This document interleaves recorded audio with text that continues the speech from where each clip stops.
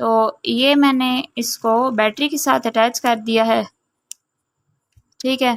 तो ये देखें लाइट जो है ये इमिट करना स्टार्ट हो गई है, ये लेज़र लाइट है, ठीक है, फोकस्ड बीम होती है इसकी।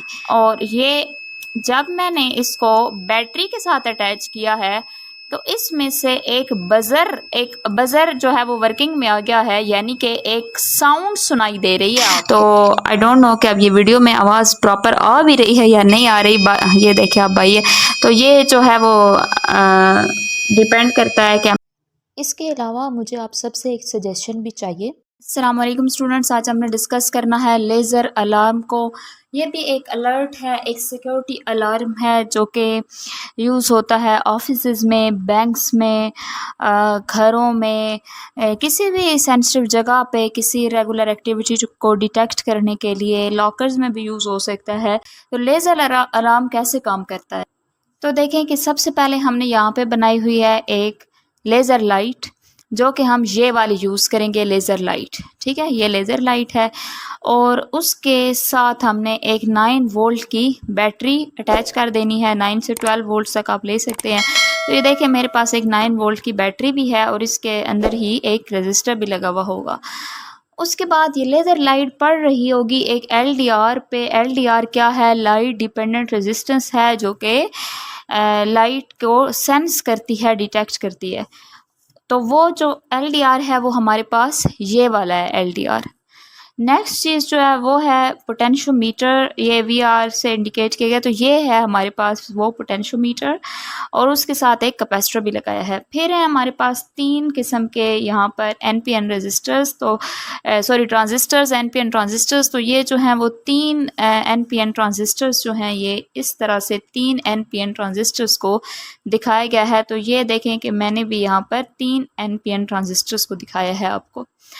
उसके बाद नेक्स्ट चीज़ जो है वो है आपके पास कुछ कार्बन रेजिस्टर्स। तो ये देखें कि ये 3 यहाँ पर रेजिस्टर्स लगाए हुए हैं, जो कि हमने भी ये 3 कार्बन रेजिस्टर्स को यहाँ पे अटैच कर दिया है। उसके बाद दरमियान में मज़ीद रेजिस्टर्स भी लगाए जा सकते हैं और फिर PN जंक्शन डायोड यूज़ किया गया है। तो यहाँ पर ये हमने एक PN जंक्शन डायोड को, ये देखें PN जंक्शन डायोड को यहाँ पे यूज़ किया है। देन आपने एक बज़र यूज़ करना है। तो ये है हमारे पास एक, यहाँ पर इस सर्किट डायग्राम में यहाँ पर आएगा ये बज़र और उसके साथ ये जो है ये LED है, लाइट इमिटिंग डायोड होगा। इसके ऊपर आप एरो भी लगा सकते हैं। तो ये जो है वो यहाँ पर LED यूज़ हो रही है, लाइट इमिटिंग डायोड जो है ये यूज़ हो रहा है। देखते हैं इसकी डेमोन्स्ट्रेशन की जानिब चलते हैं। तो ये देखें सबसे पहले ये जो लेज़र लाइट है इसको मैं अटैच कर देती हूँ बैटरी के साथ। तो ये मैंने इसको बैटरी के साथ अटैच कर दिया है, ठीक है। तो ये देखें लाइट जो है ये इमिट करना स्टार्ट हो गई है, ये लेज़र लाइट है, ठीक है, फोकस्ड बीम होती है इसकी। उसके बाद आपने ये जो आपका सारा सर्किट है इसको भी वोल्टेज देना है, उतना ही 9 वोल्ट का या 12 वोल्ट तक का वोल्टेज आप इसको दे सकते हैं, इससे ज़्यादा नहीं देना। और ये जब मैंने इसको बैटरी के साथ अटैच किया है तो इसमें से एक बज़र जो है वो वर्किंग में आ गया है, यानी कि एक साउंड सुनाई दे रही है आपको।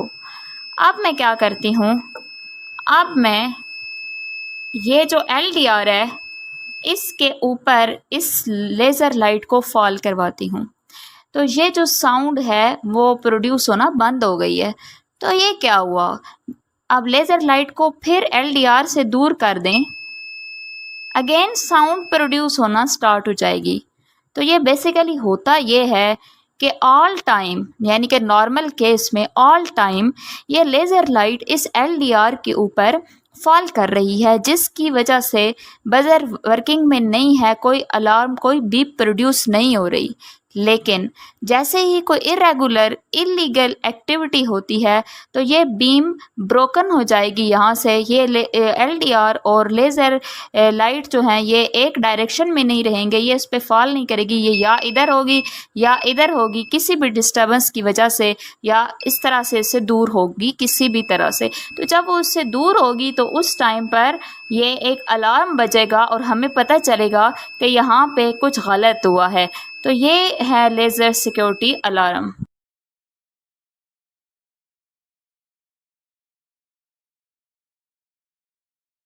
थेफ्ट अलार्म क्या होता है? नाम से ज़ाहिर हो रहा है कि जब किसी भी सेंसिटिव जगह पे, चाहे कोई भी बिल्डिंग हो, स्कूल हो, कॉलेज हो, कोई भी एरिया हो, उसमें अनऑथराइज्ड एंट्री हो, इल्लीगल कुछ हो, इल्लीगल एंट्री हो, तो हमें पता चल जाए।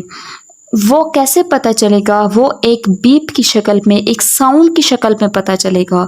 तो उस मकसद के लिए हम एक अलार्म बनाते हैं जिसको हम थेफ्ट अलार्म का नाम देते हैं। तो देखें, इसका जो सर्किट है वो डिस्कस कर लेते हैं थोड़ा डिटेल से।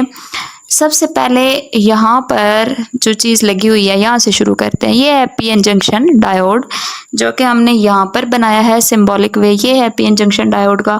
तो देखें, इसका पर्पस ये होता है कि ये करंट को एक डायरेक्शन देता है कि एक डायरेक्शन में फ़्लो कर सके करंट। उसके बाद पीएन जंक्शन डायोड की ये वाली जो साइड है इसके साथ हमने अटैच की है बैटरी। तो इधर आप देख सकते हैं कि यहाँ पर हमने एक बैटरी लगा दी है और उसके साथ फिर आगे जो है वो जो चीज़ पीएन जंक्शन डायोड की दूसरी साइड है, यानी कि उधर हमने अटैच किया हुआ है एक ये इस बज़र को। तो यहाँ पर हम देखेंगे यहाँ पर एक बज़र लगा हुआ है। ये बज़र क्या है कि ये साउंडिंग डिवाइस है, इससे साउंड प्रोड्यूस होती है। और उस बज़र के साथ हमने लगाया है एनपीएन ट्रांजिस्टर को। यहाँ पर आप देख सकते हैं एनपीएन ट्रांजिस्टर है यहाँ पर बनाया हुआ है। यहाँ पर ये यूज़ होगा एज एन एम्पलीफायर, यानी कि ये किसी भी सिग्नल की पावर को बढ़ाएगा। और देन यहाँ पर लगेगा एक रजिस्टर, कार्बन रजिस्टर 1K ओम का है, तो यहाँ पर एक कार्बन रजिस्टर लग गया। और उसके बाद यहाँ से लगेगी एक आईसी। आईसी क्या होती है? इंटीग्रेटेड सर्किट है। ये आईसी यानी 555 जो आईसी होती है ये एक टाइमिंग आईसी होती है और डिले इन टाइम को जो है वो बताने के लिए यूज़ होती है। इसके अलावा आईसीज जो है इंटीग्रेटेड सर्किट, जो नाम से ज़ाहिर होता है वो यही है कि इसमें एक ही चिप के ऊपर बहुत सारे सर्किट्स, बहुत सारे डायोड्स, बहुत सारे ट्रांजिस्टर, बहुत सारी वायर्स जो हैं वो इंटीग्रेट हुई हुई होती हैं, इकट्ठी जुड़ी हुई होती हैं। और उसके साथ हमने लगा देना है एक कैपेसिटर को। यहाँ पर आप देख सकते हैं यहाँ पर हमने एक छोटा सा कैपेसिटर लगा दिया, यहाँ पर भी वो कैपेसिटर लगा हुआ है। और देन उसी के सामने एक कैपेसिटर है, यानी कि ये इस आईसी के साथ और आईसी के सामने पैरेलल में जो है वो एक कैपेसिटर कनेक्ट हुआ हुआ है। और फिर जो है वो हमने लास्ट पर यहाँ पर ही दो रेजिस्टर्स लगा दिए हैं। ये दो जो हैं ये रेजिस्टर्स लगे हुए हैं यहाँ पर, तो ये दो जो हैं वो रेजिस्टर्स हैं। और फिर जो है वो दो कॉपर की वायर्स यहाँ पे लगी हुई हैं। तो इन कॉपर की वायर्स को अंदर से कनेक्ट किया होगा। इस एक जो कॉपर की वायर है यहाँ से आईसी के साथ कनेक्ट होती है, और दूसरी कॉपर की वायर आप यूँ इधर से लाइन ड्रा करके यहाँ तक भी ला सकते हैं। तो वो नीचे जो है वो एंड तक कनेक्ट होती है और फिर वो ग्राउंड की भी होती है, कॉमन की भी होती है। ठीक है, तो ये जो है वो हमारे पास थेफ्ट अलार्म का एक बेसिक सा सर्किट है। अब इसको कैसे करेंगे? हम इसको ऐसे करेंगे कि यहाँ से हम इसको कनेक्ट कर देते हैं बैटरी के साथ।